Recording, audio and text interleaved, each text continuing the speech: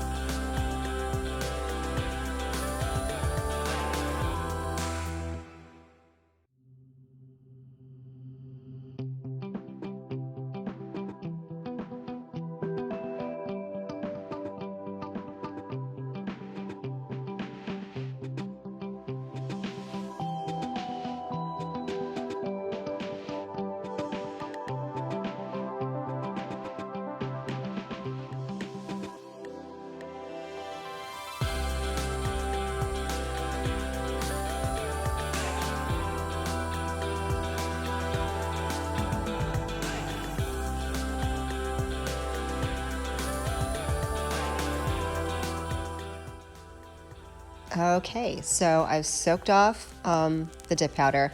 I look at all that growth, man. You know what? They didn't look like they grew that much when I had the dip powder on, but taking them off, I'm like, holy cow! Like, they grew a lot. For me, at least. I don't typically, grow my nails long because, as most of you know, I'm a student. I'm in school. I'm on my laptop a lot. And I am like good for nothing with nails, especially when it comes to typing. I cannot type for shit with nails. So I keep my nails pretty short, but I was surprised they grew this much and they look really good. So I'm doing very minimal prep for this next set. I'm just kind of experimenting a little bit with some different stuff. I really don't want to file my nail plates anymore. I feel like filing my nail plates so constantly was making my nails a little bit thinner and a little bit more, I don't know, they were very flimsy. So I'm trying to not prep as much, and we'll see how they last. I don't know. So I just pushed back my cuticles, and I'm using that little round drill bit just to go and take care of the growth, whatever little space I had between the product and my cuticle. I don't want any cuticle on my nail or dead skin on my nail, just because I know that'll cause lifting, and I'm trying to prevent that. I'm not trying to make these last 3 weeks like I did my other set, but I don't want them lifting off, in a couple of days because I didn't prep my nails well. So I'm just going to do around the cuticle area. So now that is done, I'm going to go ahead with my Mia Secret prep, which is the Dehydrator. And I'm just going to dehydrate my nail because that'll help with adherence, and it will also cleanse your nail so you're not putting, you know, who knows what's on your nail plate, oils and whatever, into your dip powder, because that can contaminate the dip powder and make it behave strangely. So just one extra step in keeping everything as clean and sanitary as possible. So on with application. And for this set, there's really nothing super special about this set other than I am going to be working with some super chunky glitter. And it's not something I work with often. And again, I don't know why. I've tended to play it on the safe side and be very basic and neutral with my manis. I'll do some crazy nail art sometimes, but I haven't really experimented too much with the chunky glitter dip powder, but I did have a few of you guys ask me to show you how I apply chunky glitter. So we're gonna learn together because it's not something I've really done, but we're gonna get into that here in a sec. I am doing a tricolor mani, and if you saw my bad mani day video, this one is not as much of a flop as that one was. This one went much smoother, I think, at least. I don't know, you guys will have to let me know. But I'm gonna let you guys watch me do the application for this pink, and this is Kiara Sky's Simple Life. It's probably my favorite pink ever. It's just, I don't know, it's gorgeous. So I'm using that. I'm using Road Trip as well by Kiara Sky, which is a gorgeous gray. I guess it was a pretty good gray, maybe with a hint of a brown undertone to it, but it's gorgeous too. And these both were pretty easy to work with. And then for my chunky glitter, I am using Hi Beam by Revel. So stay with me for a little bit while I get the Simple Life and the Road Trip applied, and I'm putting a clear coat on top of that as well. And then we're gonna get into the chunky glitter, and I'll come back for that. All right, so stay tuned, and I will be right back.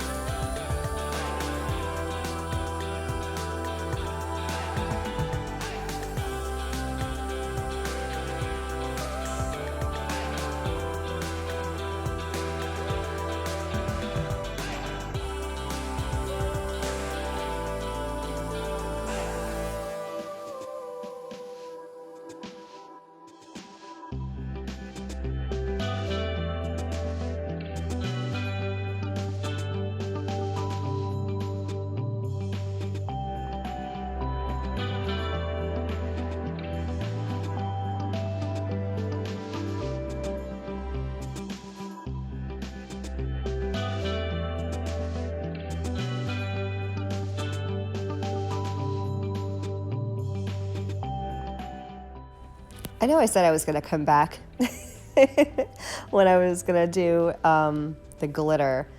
And if you haven't figured this out by now, I tend to lie to you all a lot. And I sneak back in here and there. But I wanted to ask you guys your opinion I have recently expanded my horizons, and I started doing the Sparkle & Co. subscriptions, and I just got my subscription pouch bag thing from Sparkle & Co., and I'm wondering if you guys want to see some stuff with Sparkle & Co. I haven't really started playing with it, and I didn't have to swatch it, which was kind of cool because it came with swatches.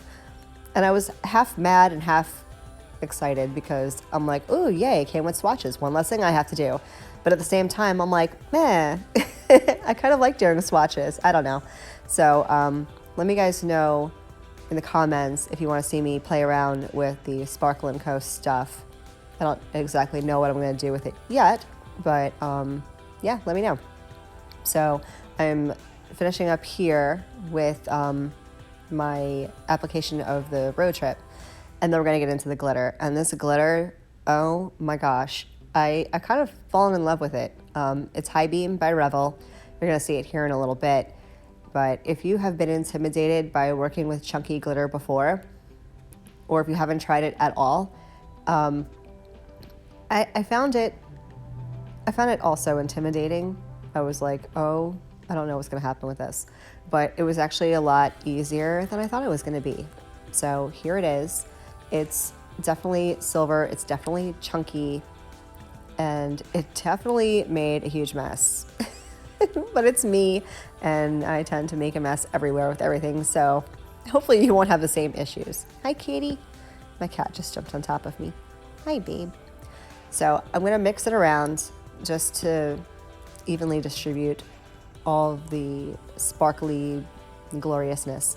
And I am literally applying this the same exact way that I apply every other dip powder that I use. The only exception is, and you'll see this here in a sec right after I dip, I do use my finger and pat down the dip powder once I dip my finger into the powder, you know, just to make sure the glitter is laying flat. And I'm being super gentle because I don't want to glue myself to myself. I'm surprised I didn't. Like, that's so a Marla move. I would have glued my fingers together. But it wasn't bad at all. I've seen some people use like a plastic baggie, you know, just like a regular Ziploc bag, and stick their finger inside the bag and then pat down, you know, like that. But I didn't really feel a need to. Yeah. And I take my cuticle pusher just to move some of the pieces that might have been near my free edge or near my cuticle. You can either just push them off and not deal with them, or you can actually move them and position them where you want them. And again, this is why I like using the triple vitamin base, because of the dry time. Some bases, they're all kind of different. You know, essentially they're the same thing. It's all glue. It's all resin. It's all nail glue. But I have found different dry times. And the triple vitamin, it just worked really, really well as far as flexibility to quickly, you do have to work quickly, move those pieces of glitter around. Now I do go in here with my Dipalicious base, and I'm using, this bottle happens to be my glitter bottle. This base has a thinner consistency, so I kind of like it over glitters. I don't know if that makes any sense. I feel like it spreads much more evenly over glitter, especially the chunky glitter. It worked really well for. And I am doing 2 coats of this. I'm not sure if I was supposed to or not, but I do 2 coats of everything, so I figured, you know, I'm gonna do what I do. So again, tapping the glitter on the top just to make sure that it's laying flat, because the last thing I want to do is go to file or buff. Well, I don't buff, but file the top of my nail, you know, with my e-file, and have chunks of glitter like flying off, and I just didn't want to deal with it. And then again, I'm taking my cuticle pusher, and I'm just going to go around the sidewall and near my cuticle and either shove off the little pieces of glitter that are hanging on, you know, on the edge, or I'll move them around to cover up any spots that, you know, need covering. And the side of the cuticle stick worked really well for just nudging some of the glitter off of the edge of the nail. You want to make sure you get the free edge as well. Just tap with your finger the free edge just to make sure there's nothing hanging over, you know, the edge of your nail. And then I'm gonna go ahead and encapsulate in the clear, which I usually do. And I believe I'm using my Kiara Sky Clear for pretty much everything now, since I had a bad experience with the green. Ugh, it was just bad. So I've reserved my Tomika Clear Dip Powder for super light colors, and I'm going to use my Kiara Sky for now for anything that's darker glitter. I think I want to experiment with the Mia Secret. I've recently heard some people talking about the Mia Secret Clear Acrylic and how great it is, so I may experiment with that as well. You may see that in an upcoming video. You know me, I'll be your guinea pig. I'll try anything. I don't know why. I live on the edge, I guess. So I'm just encapsulating that in clear, and then I'm going to go ahead and file and e-file, and you'll see that I'm going to do it the exact same way that I do every other nail inset that I do. So I'm going to activate, and I'm going to let you guys watch me file and e-file, and I did skip through the filing and the e-filing of all my other nails. I really wanted to just focus on the chunky glitter, since that's kind of the highlight of this video. So relax, have some coffee, and watch me do my filing and shaping for the glitter nail, and I will be right back.